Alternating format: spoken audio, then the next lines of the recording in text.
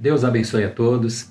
Estamos aqui para fazer mais uma ministração dentro da Palavra de Deus. Hoje nós vamos falar sobre casamento. Antes de ministrar a palavra, eu gostaria de dizer para cada um que nós somos livres para fazer as nossas escolhas e nós também prestaremos conta delas perante o Senhor. Então, qual é o objetivo dessa ministração de hoje? É dar a oportunidade para cada pessoa de ouvir a verdade da palavra, independente até da atitude, da escolha que cada pessoa vai tomar e até tem que ser respeitada por causa disso. Mas a finalidade, o objetivo é esse. Então um dia Jesus falou sobre casamento quando ele foi questionado sobre a questão que se podia divorciar da sua mulher por qualquer motivo, quando os fariseus lhe perguntaram. E Jesus vai passar aqui o modelo, a vontade de Deus para o casamento. E é interessante aonde ele se reporta. Ele se reporta lá na origem, ele se reporta lá no livro de Gênesis, no início, no capítulo 2, no versículo 24. Então olha comigo no capítulo 19 de Mateus, onde Jesus responde assim, versículo 4. Respondeu-lhes ele, Jesus: não leste que no princípio o Criador os fez homem e mulher e disse: portanto deixará o homem pai e mãe e se unirá à sua mulher e serão os dois uma só carne. Assim já não são mais dois, mas uma só carne. Portanto, o que Deus uniu, não o separe o homem.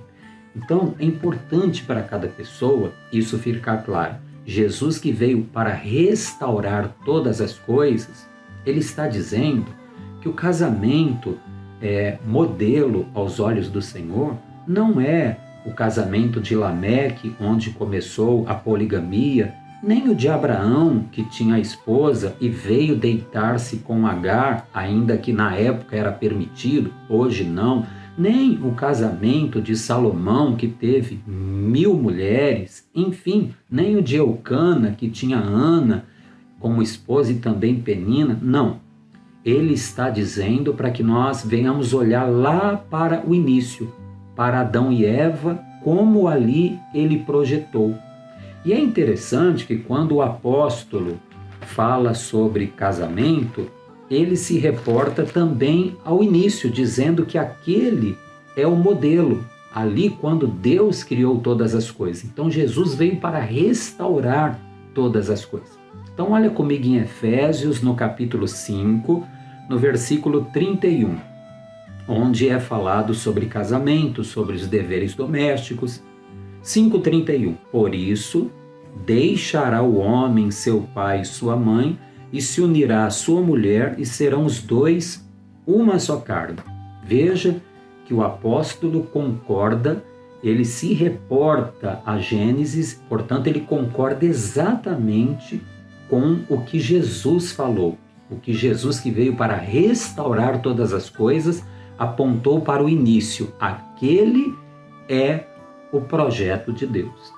Portanto, nós devemos entender de uma maneira clara que um casal, quando ele vai ter uma relação, quando ele vai para a sua intimidade, a vontade do Senhor, a bênção do Senhor está numa relação sexual apenas e exclusivamente dentro do casamento. Fora do casamento, essa relação não tem amparo e apoio bíblico. Ela, inclusive, é chamada de fornicação. Portanto, nós devemos entender que nós não devemos ter relações antes do casamento e também não é correto que nós venhamos simplesmente nos ajuntar, morar juntos, sem termos nos casado. Porque se você perguntar por que duas pessoas livres para se casar, elas optam por simplesmente viverem como marido e mulher, porém sem se casar. Pode ver que no meio desta história há alguma incerteza, há alguma insegurança ou há, no mínimo, alguma falta de conhecimento da Escritura. Outro detalhe importante é que o Senhor ele fala sobre casamento. Hoje nós temos a questão da união estável, mas eu queria que você compreendesse. Ainda que você faça uma união estável e você chame uma pessoa de marido ou uma pessoa de esposa, quando for questionado o seu estado civil, você terá que dizer o quê? Eu sou solteiro, mesmo vivendo como casado. Então, o Senhor fala realmente sobre um casamento, sobre você pensar bem sobre tomar essa atitude e você então se casar. Aí está a bênção do Senhor para quem quer, obviamente, se casar, até porque isso é uma coisa opcional. Mas vamos voltar então para Mateus, destrinchar esse simples texto, Versículo 5. Mateus 19:5. E disse: portanto, deixará o homem pai e mãe, se unirá à sua mulher, e serão os dois uma só carne. Repare então que o relacionamento, o modelo de relacionamento aos olhos do Senhor é um relacionamento heterossexual. Portanto, a relação homoafetiva, ela não encontra amparo bíblico, ela não encontra amparo nas Escrituras. Outra questão aqui, que é citada claramente, é aqui onde diz no versículo de número 5 ainda, se unirá à sua mulher e serão os dois uma só carne. Ou seja, o texto ele está no singular. Portanto, independente de ter o conhecimento do cônjuge ou não, uma relação extraconjugal, ela também não tem a bênção do Senhor, ela não tem um amparo bíblico. Eu digo isso porque muitas pessoas acabam cometendo a traição. E isso acontece principalmente com o desconhecimento do cônjuge. Mas hoje acontece também, talvez até por uma questão de fantasia, do casal trazer para dentro do seu casamento uma terceira pessoa, isso com a concordância dos dois. Mesmo assim, essa relação ela não tem o menor amparo bíblico. E é importante que cada pessoa possa entender isso. Ainda no texto simples aqui, diz a continuação, versículo 6, assim já não são mais dois, mas uma só carne. Portanto, o que Deus uniu, não o separe o homem.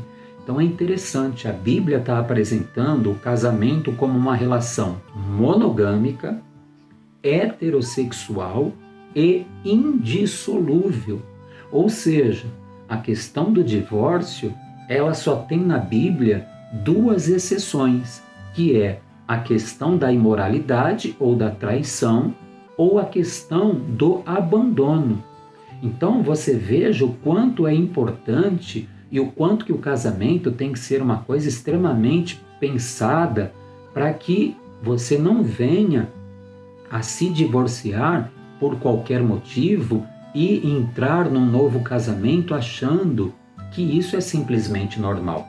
E nós estamos falando isso dentro das Escrituras. O vídeo é bem breve, nós vamos em outros vídeos falar de pormenores, mas que essa palavra tenha abençoado a todos, todos são livres, mas você está ouvindo a verdade das Escrituras. Deus abençoe a todos e até a próxima ministração.